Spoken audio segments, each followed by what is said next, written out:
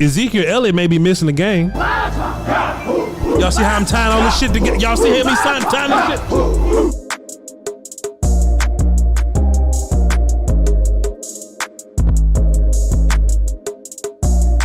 Listen, man, I am a content king for a reason, dog. Listen, so speaking of Tony, we might have to lean on Cousin Tony this week, man. That might be a thing. That might be a real life thing, man. And I think that is one or two things that we can take from that, right? One, there's the idea that, hey, man, if Zeke plays while he's unhealthy, that he could be a worse Zeke, you know? And trust me, I've grown into the guy that doesn't want to move on from Zeke. I've always been pro Tony guy. But I've developed this idea of, you know, being a lot more pro Zeke, just seeing what he does. I don't want to be all carry Zeke. I just want to be like more carries Tony. That's my thing, right? So now in my mind, you know, we're hearing from Cousin Tony and he has some media availability. Let me mute that. Let me hit the pause button on this. You know, the media just had a couple of questions for our Cousin Tony, or at least my Cousin Tony. He just y'all like favorite running back or something, but he's my cousin for real. Here's what Tony Pollard had to say about the whole Ezekiel Elliott situation, and then we will follow that up by them asking Tony Pollard, I won't say Kadarius Toney, by them asking Tony Pollard how much of the load can he carry. I mean, it's just next guy up, you know, in this league. You know, that's the only thing that's guaranteed. You know, injuries. You know, it's a 100% injury in this league, so it's expected, and you know, the next guy got to be ready to step in. They said I got to be ready to step in. And then they asked Tony, how much of the load do you think you can carry, sir? Man, whatever they ask for me to carry, I got it. They call it, I'm going to haul it. Man, hold on, man. I like that. Get my goddamn pork off.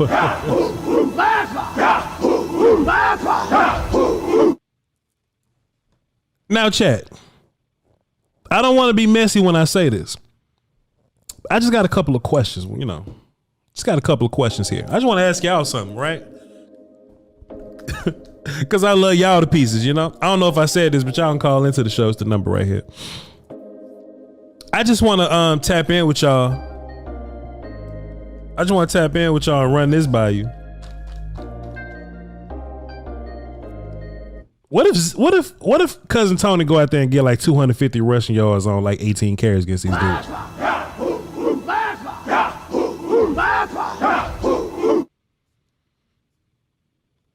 Okay, that may be a little hyperbolic, right? I don't know, man. The Bears run defense kind of shit, bro. I don't know. So my question is, not that I'm trying to be messy here, but one of two things are gonna happen. And it's just my personal opinion. This is my prediction. I normally don't give predictions, but this is mine. Tank Dog in the building. What's up, Unc? Salute to you.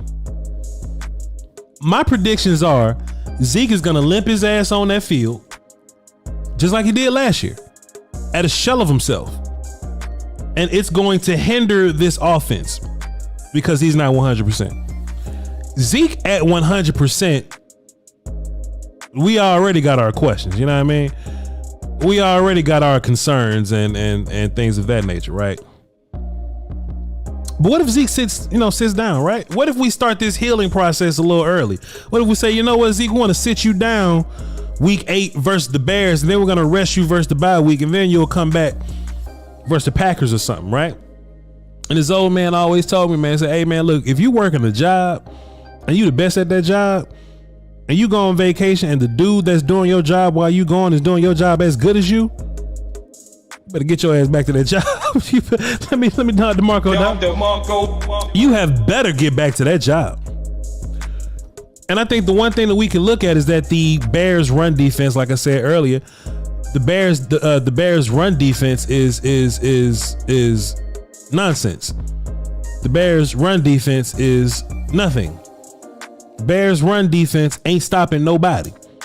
And we know Cousin Tony lives in this world of explosion because he's Cousin Tony. What if Cousin Tony go absolutely crazy, chat? What happens?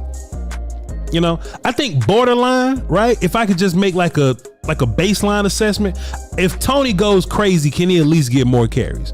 Can he at least get more opportunities? You know, if our wide receivers having problems or whatever, cool. Hey, yo, fine. Noah Brown having problems, get the ball to Tony.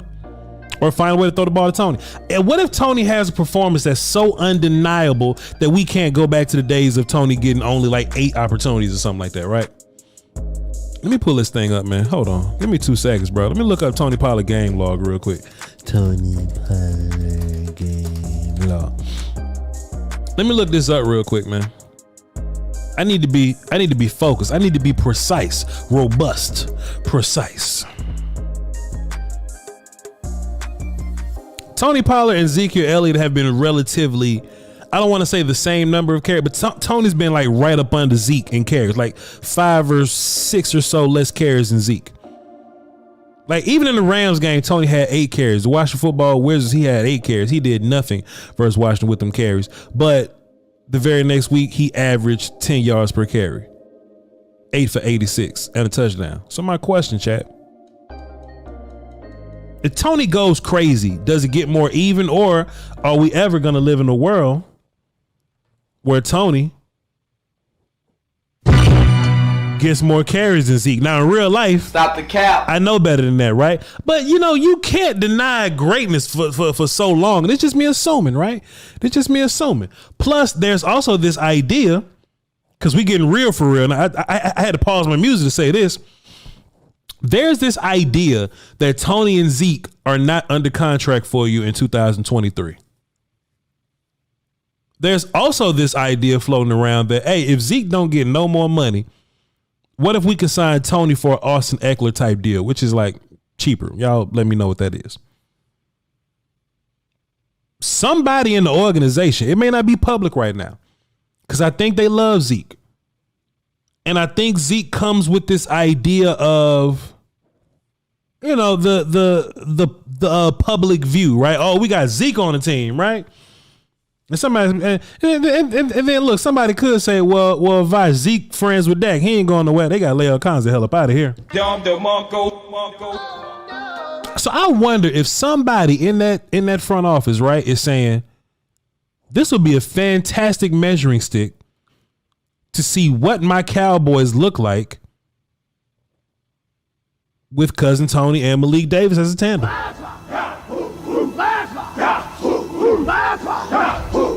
I see some people saying, but Tony can't block. I ain't trying to hear none of that shit, bro. I ain't trying to hear none of that, bro. You feel me?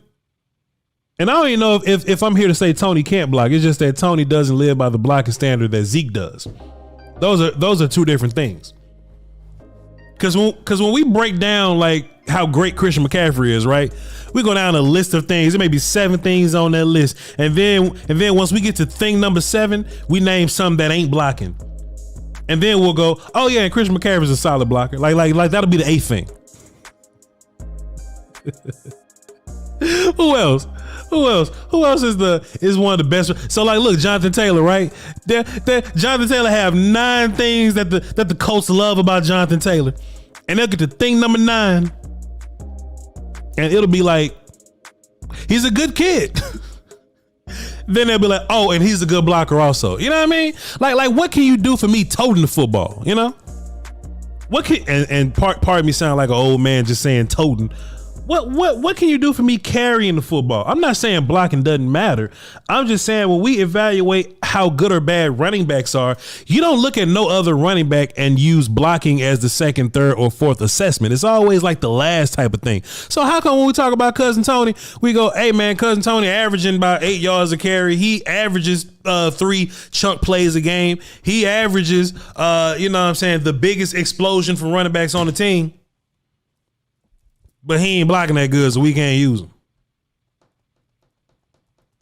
I don't know, man. It's a very peculiar stance. I think somebody in that front office is going to be evaluating this next game as what would life look like without, you know, Zeke. If cousin Tony was your lead carrier with some Malik Davis sprinkled in between. I think it'll be interesting.